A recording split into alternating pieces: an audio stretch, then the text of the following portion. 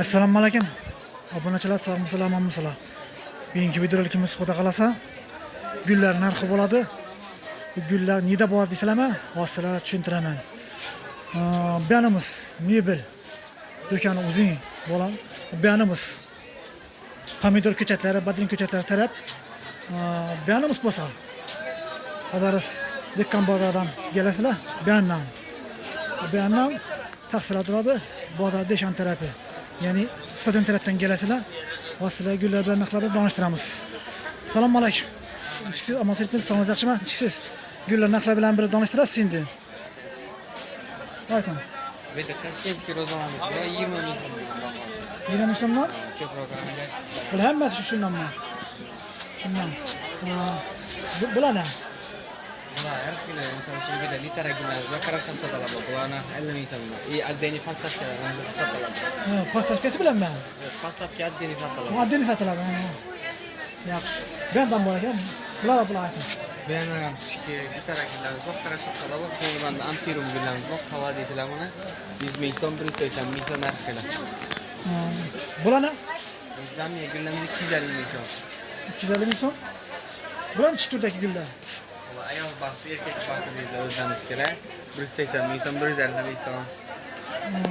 Bu nima degan gul? Kofe bor. Kofe guli. Buni uchirim bu. Bu 250 ming so'm. Assalomu alaykum. Bozorimiz foydalari va tadbirkorlar. İçine giremiz. Eshitamiz. Hozirasi ishonchga reklamadan kasbimiz. Bizlarda İçanda. Katta qarashaq sotiladi. Katta 250 ming so'm. 250 ming so'm.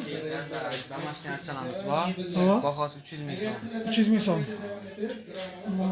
Bular Bu sefleralar 180 ming so'm, 150 ming so'm. Tutkunlarimiz bor 75 ming so'm. 75 dan bu tut gullar.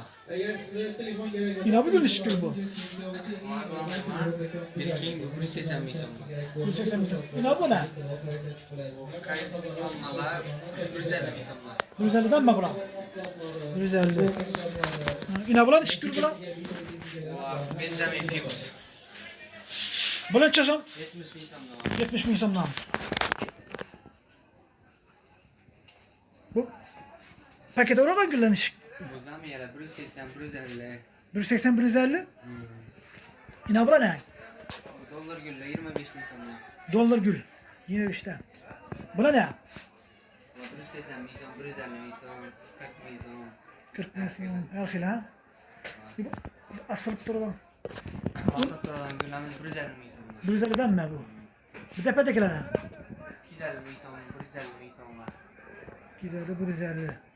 Tamam. Şundan mı yapılar ha? Bular ham Yine bular neçe so'm? Ceyran 35 ming so'm. 35'ten 35'ten ekan obunachilar kelaverasizlar. Şöyle. Bular aytdik mı? 250, 200, 150 her kadar. Her xilasi bor ha. Obunachilar kelaverasizlar. Adresi tushuntirdik. Ne shunday gullar bor. Magazindan sizlarga ko'rsatdim, tanishtirdim. Bir de qusham bor ekan. Yine qushlar necha so'm bular? 120 ming so'm. 120 danmi? 120 dan ekan obunachilar. Yine shunday qush ekan bu. Obunachilar yine tanishtirdik. Adresi yine bir tushuntirib beramiz, xudo xolasa. Hozir benden geçseydi mebel, şkaf, magazin, Xatardan kelasizlar. Benden geçseydi bozor içinden kelasizlar. Benden geçseydi bozor Deshandan kelasizlar. Obunachilar yine adres. Şu magazine, do'kon, gül magazinine. Kelaverasizlar şöyle obunachilar. Yaxshi, sog' olun, salomat olun.